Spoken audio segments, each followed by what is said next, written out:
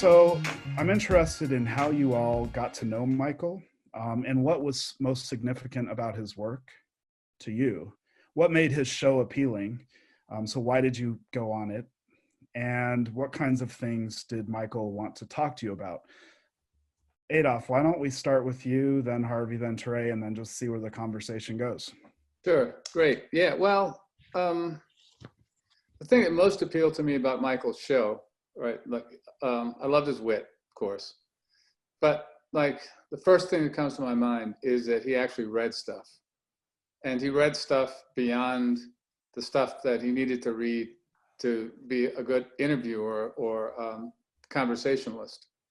And he thought deeply, right? He was a serious left intellectual, right? As we got to know each other just from chatting, like, and I learned that he was, basically from working class on Western Massachusetts. We had a lot to talk about there. I mean, also the busted in New England experience. We were also very close to the Workers' Party in Brazil, right? Both of us, and he was a huge fan of Lula, as of course I am, and like anybody else who doesn't work for the CIA or some Trotskyists. Oh wait, I already said work for the CIA. Would be, but the key thing was that Michael was serious and kept it light at the same time. So like his discussions with people were really peer discussions, right? It's not like he was, of course he was, respectful and that kind of thing. But yeah, that was a great guy. And it's right. Like I'm looking, this could come off as a kind of asshole-like thing to say, but I'm often enough looking for reasons not to do a podcast, right? And for Michael, it was always, this is at the top of the list. You ask, I'm ready. I'll do it, and I'll listen. When others are on as well. So yeah. That's for openness. Yeah, I'm sure there'll be more later. First of all, I got to say that when Michael passed away, I had this note from Anna Kasparian, who was with Turks, mm-hmm.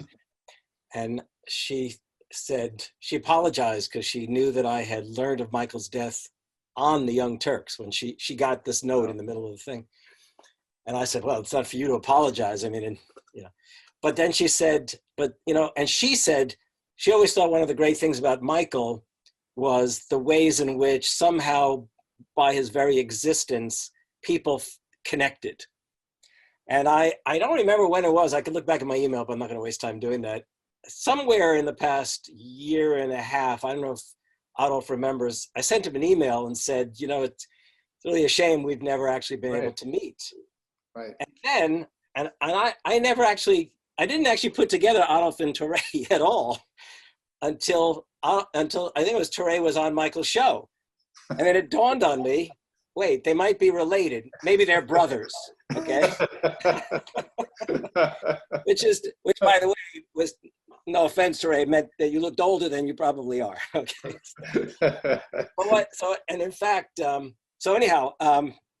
But the way I met Michael originally was that he contacted me to see if I wanted to come on the Majority Report. So this is some years ago, I don't remember.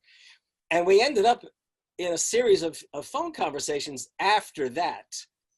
And what was amazing was that we would spend like 2 hours on the phone, in part because he was surprised that I actually trained originally in Latin American studies, and he was already deeply involved in all of these kinds of questions. And I had to say to him, look, it's been a long time. We're talking 35 years perhaps since I've paid that much attention to Latin America. But we got to know each other in that fashion. And it so happens that my mother was still alive then in the New York area, and my daughter lives in Park Slope in Brooklyn. So we were going back and forth to New York City a lot, and Michael and I would try to arrange to get together. And this is utterly irrelevant, but I would stay with my daughter when she was still in Manhattan, and I would say to Michael, can you come into Manhattan? And it was like, can't you come out to Brooklyn? You know, it was like he didn't like to cross the river. You know, it's like somehow Brooklyn was, you know, Brooklyn was where left is best. And if you cross to Manhattan, you're all of a sudden around big capital, you know. So anyhow, but I did a show. So I did a show the first time, and he said, wow, it'd be great if you could come back. And I said, well, let's do this. I said, Lorna, my wife said, we should give you money as a patron. We should do that. We should support you. He said, oh, that'd be great.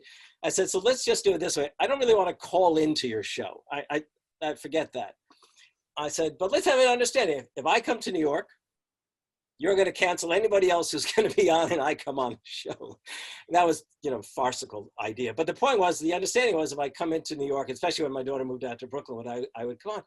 So we would get together regularly by way of the show, and once a couple of times, like before the show for coffee or a drink. And I also then discovered Michael was not a big drinker, which was just as well, because I didn't want to try to keep up with a young guy, that's for sure. But then something else related to all of this, I'm not talking yet about Michael, but I want to say that what clearly everyone has noticed of Michael's sort of interests that was really important is his commitment to what we used to call, when I was doing Latin American studies, third world studies, and his commitment not to a kind of thing of simply American imperialism and these poor third world countries, which is, you know, standard for everyone on the left, but he really wanted to recover the struggles and the figures who were fighting for all the things that we hold dear, you know, freedom and equality and democracy. And that really did impress me a lot. And I used to ask myself, well, why would Michael want me on? I've become this Americanist who generally tends to antagonize a lot of people on the left because I have this particular radical rendition, I think, of American exceptionalism. But then I came to realize that in some ways Michael wanted that. I actually came to realize that he wanted that kind of conversation and challenge. And I think we came to appreciate each other for that. But I'll also tell you something else funny, because I thought I'd finally achieved some fame in my profession. When you walk into a classroom, most students don't know who you are, really. And you don't really appreciate that until somebody says something to you that reminds you.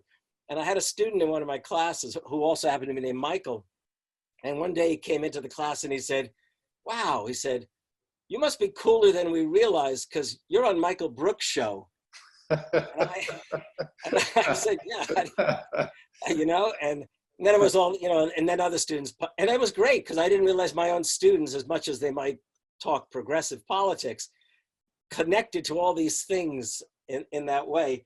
And I'll just finish by saying one other thing. So I did some interviews recently with groups of Brazilian historians, professors and grad students. And the grad students all said that they knew of my work, but they really knew of me because they watched Michael Brooks stuff from Brazil. And I think that it really spoke, you know, you can talk about Michael's, you know, popularity, but when you actually hear from people from abroad, smart, progressive people, and they say, I know you because I saw you on Michael Brooks' show. It's a real reminder at a very down-to-earth level of how many people you truly did reach. Okay. So I guess I'm up. Yeah. And so it's the change of life baby's turn. And apparently, according to Harvey.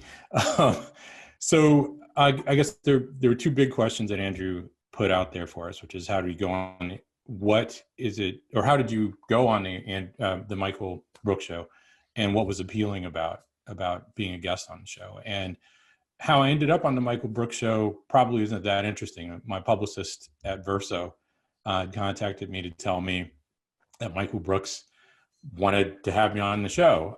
So that was pretty straightforward, but it was also kind of daunting because I'd watched the show and I knew that it had been a platform for a lot of heavy hitters, and I'm, you know, just some schlub on some level. So I was a little intimidated, to be honest about it, and flattered, of course, but the flattery was wed to my own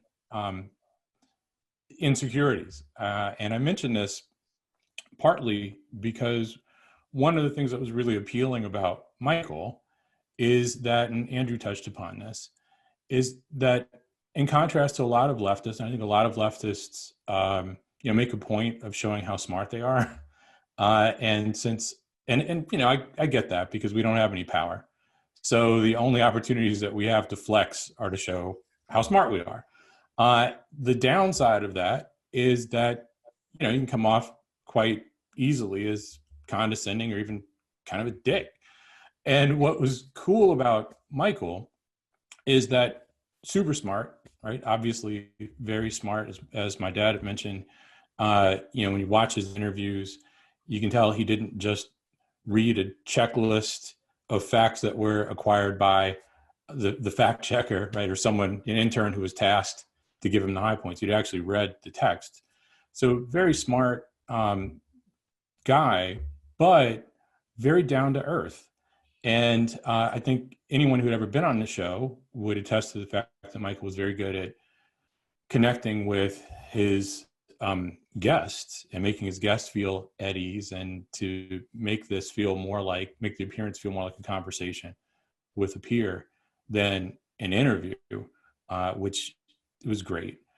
But I also think that in keeping with that point, that the fact that Michael had this down to earth, you know, persona with the interviewers, or with people he interviewed, was a reflection on his politics, which I think others have touched upon, right? Because on some level, I think one of the reasons that Michael didn't seem like a jerk, despite being a smart leftist, and a very funny one to boot, is that for him, what left politics was not about attaining the moral high ground. Because I think that's one of the things that makes leftists seem often enough like dicks. For him, what the end game was solidarity, right? Because the solidarity wasn't the end unto itself. The solidarity was the means to the end. The real end was acquiring a more just, making our way to a more just society. But of course, the only way that people who are leftists could imagine a better society, I would think, would be through solidarity, right? I mean, if you're a real leftist, if you're someone who, at the very least, is like Michael Brooks was, someone with a class critique, someone who sees that, who is clear on the fact that all of the major sources of inequality that we deal with in, let's say, the United States, would have to be owed to one degree or another to capitalism, then what a left politics, you know, that proceeds from that worldview calls for is doing right by the people who are vulnerable in society. And if you're a leftist, what that should mean, a leftist with a critique of capitalism, rather than, let's say, a member of the Bush clan, who might also be interested in doing right by society, and they might, you know, pay for the college tuition of their maid's son, right? And that would be how, you know, an affluent patrician would pursue some form of social justice. But if you're a leftist, then what you're aware of is that the vulnerable people in society are basically almost everyone in this society, right? I mean, it's 80, 90, 95, 99% of the population. Anyone who can't afford, let's say, to retire would be vulnerable. So 2 out of 4 of us maybe here. But even beyond that, so I think according to CNBC, 80% of Americans live paycheck to paycheck, right? And that's according to CNBC. So anyone who lives paycheck to paycheck is vulnerable. Vulnerability transcends identity. And one of the great things, again, about Michael is his humanity, of course. And his humanity was wed to this left politics that was about making sure that all of us could live in a fair and just society, and eke out a little happiness. And I'll add, on the happiness front, I alluded to this previously. I was deeply saddened to learn that Michael had died, like everyone else, right, for reasons that have already been touched upon. I think, you know, his passing was a huge loss to the left, for reasons that Andrew touched upon from the start, and which I've kind of blathered my way through as well, which is that Michael did a very good job, an impressive job, of connecting left politics to a generalist audience with intelligence and clarity, without dumbing anything down, and humanity, right? Because again, it was evident that he cared for people. On a personal level, you know, it was very sad for me because the Michael Brooks show brought a lot of joy to my life, and my own personal interactions with Michael were really quite affirming. He did a great job with guests in real time, but actually he and I communicated, you know, before and after, and he was very supportive of me in the time that I knew him. And as I think Andrew and my dad know, I also just like funny people. Michael was a funny motherfucker. So, and that is a big loss on itself, but that sense of humor was one of the ways that Michael was able to connect these complicated things with the generalist audience.